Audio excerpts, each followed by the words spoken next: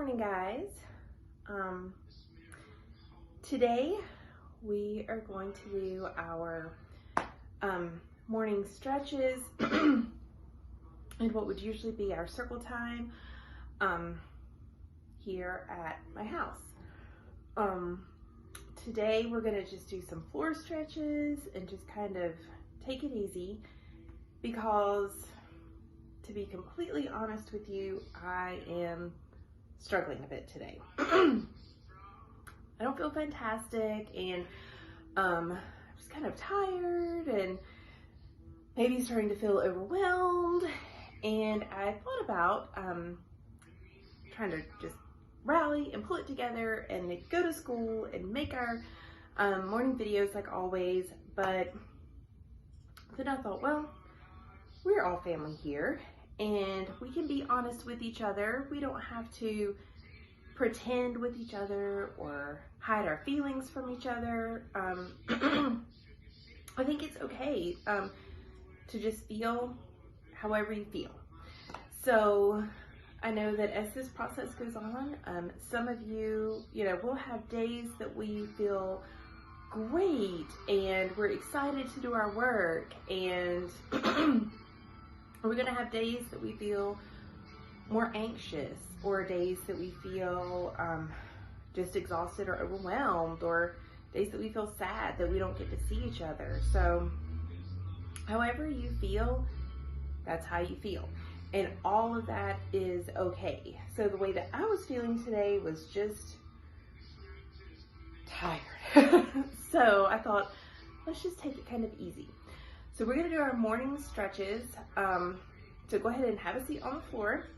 And we're gonna start by doing some butterflies, which I think you guys have probably done before. You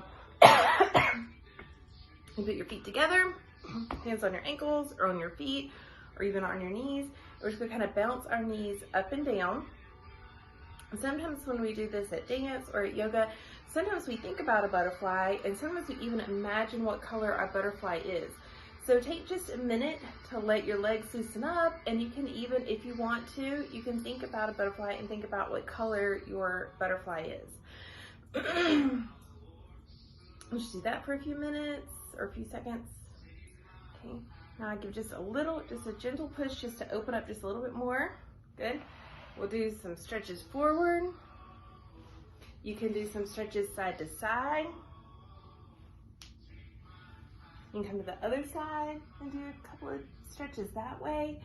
We can also go ahead and loosen up our arms and our back. So sit up nice and straight. Mindful bodies.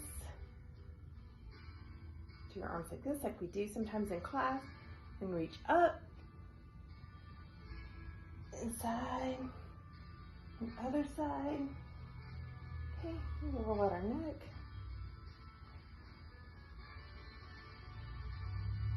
Other way.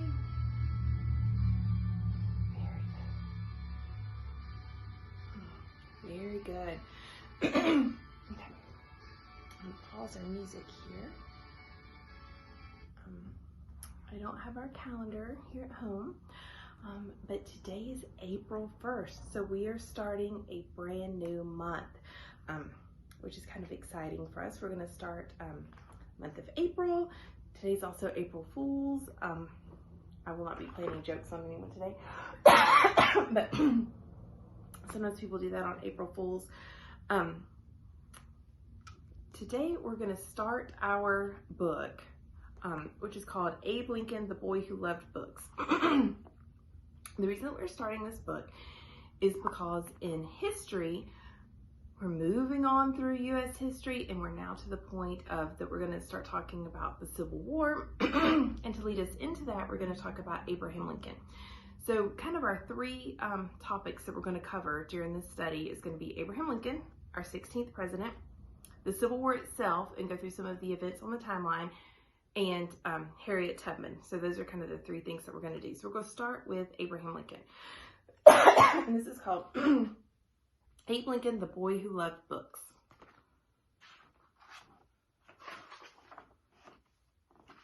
And one thing that you can think about while we do this book is think about if there are parts of this book that you would like to either something that you can make. There's going to be some things in here that you can make. There's going to be things in here that you could reenact. So just kind of be listening for things that sound interesting to you. And we'll talk about that later. In the wilds of Kentucky, 1809, a boy was born. His mother called him Abraham. His last name, Lincoln. His bed was made from corn husk, his covers skins from bears, his cabin built on logs from towering trees. So he lived in a log cabin. And we're going to make a log cabin. Next week we'll have an log cabin art project. Abe said his first words in that one-room cabin, took his first steps on a hard dirt floor. A wood fire chased the cold and cooked corn pone. That's something that you can look up. If you don't know what corn pone is, you can look that up when we're finished. The door swung open, shut on leather hinges. A tiny window looked out on his world.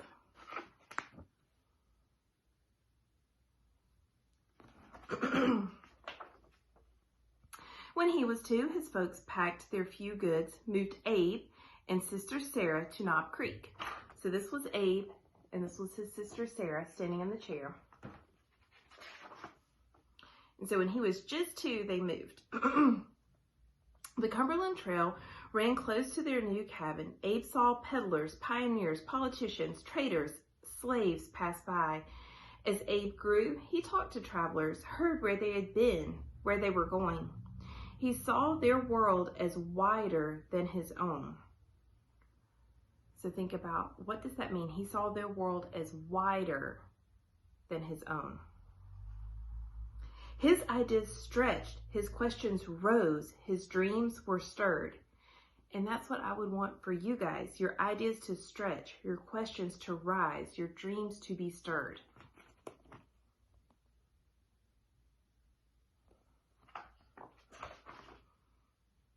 At school, he worked with numbers 1 to 10. He shaped his letters A to Z with a charcoal stick.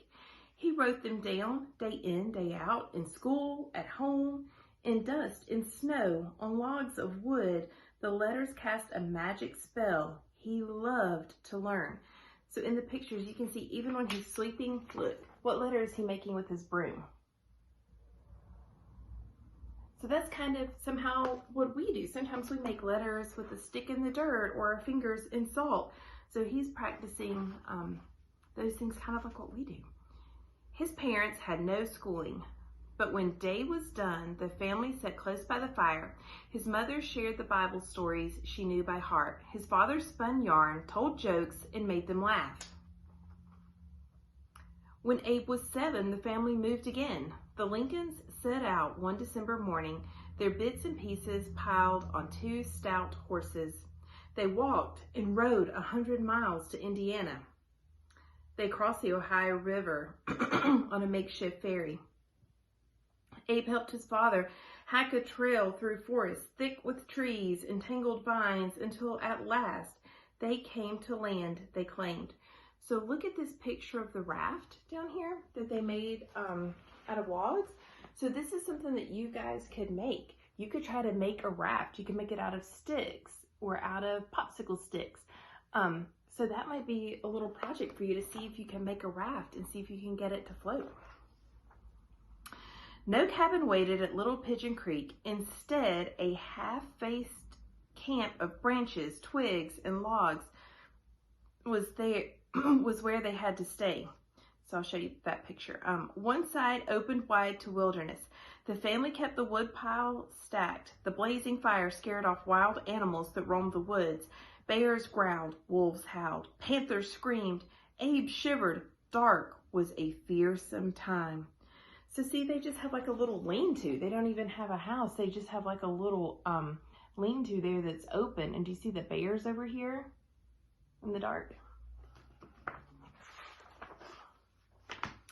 Then settlers came to help. They helped the family raise a home. Now Abe and Sarah, which remember that's his sister, had a loft to call their own. Abe loved to climb up to his sleeping place, but snow and wind blew through the cabin's cracks. The outside crept indoors and iced the walls. So see if this picture reminds you of anything. This picture right here, does that remind you of anything that we've read before? Think about our second novel study and how we read Little House in the Big Woods, and how Laura and Mary, they stayed up in a loft and slept like that, just like Abe and his sister. Just once Abe shot a turkey in the woods, but not again. He vowed he would not take the breath from living things. So he shot a turkey, but he immediately felt guilty about that. So it's like, never again. When Abe was 8, he helped his father clear their land. He learned to swing an axe and fell the trees, but he longed to learn from books and go back to school. So look at this picture here of Abe crying. This is after he shot the turkey and he felt bad. Oh, look, here he's supposed to be cutting the trees. Look, he made an A. So see, he's really just wanting to learn. When Abe turned 9, dark days fell upon him. Milk sickness took his mother to her grave. Abe whittled pegs to put in her pine coffin. His grief so deep he could not speak her name. So this is showing that his mother passed away, and that's where they are on this snowy day up on the hill burying his mom. So his mom died when he was just 9 years old. Okay, so that's where we're going to stop for today. And tomorrow, we will finish this book and do a little activity with Abraham Lincoln. Okay, so I will see you guys later.